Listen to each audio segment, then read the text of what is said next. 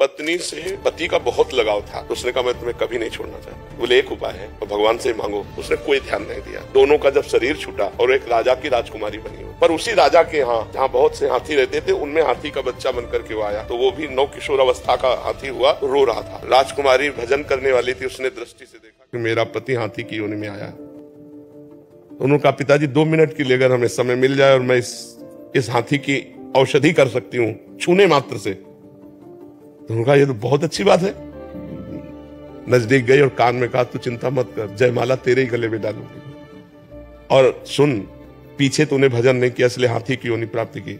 अब अगर तू मेरी बात मान ले, अब राम राम कृष्ण कृष्ण जप ले, तो अब हमारा तुम्हारा मिलन भगवान के यहाँ होगा, क्योंकि अब मैं चूकूंगी नहीं, अब तेरे में नहीं फंसूंगी। तेरे में फंसने के कारण मुझे राजकुमारी जन्म हुआ नहीं, मैं भगवान को प्राप्त हो जाती।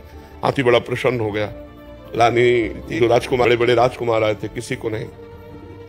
तब सबने मजाक बना दिया कि राजकुमारी पागल हो गई। तब उसने कहा पागल नहीं हुई, अपने पूर्व जन्म की बात बताकर कहा मैं इसी हाथी के साथ रहूंगी। हाथी को रोज भगवान की कथा सुनाती, भगवान का नाम कीर्तन सुनाती। जब हाथी मरा फिर उसका शरीर छूटा, दोनों भगवान के धाम को गए।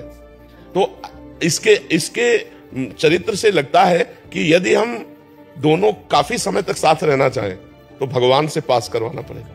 भगवान से भजन कर, दोनों भजन करें और भगवान पास कर दे, तो हो सकता है कि 1-2 जन्म और साथ मिल जाए। अरे अपने सोचने से तो होगा नहीं, कि इसलिए नाम जब करें, दोनों भजन करें, तो लंबे समय तक ऐसा हो सकता है कि भगवान कृपा करें। इस बार पति पत्नी रहा, अगली बार वो पत्नी बने, तुम पति बन जा।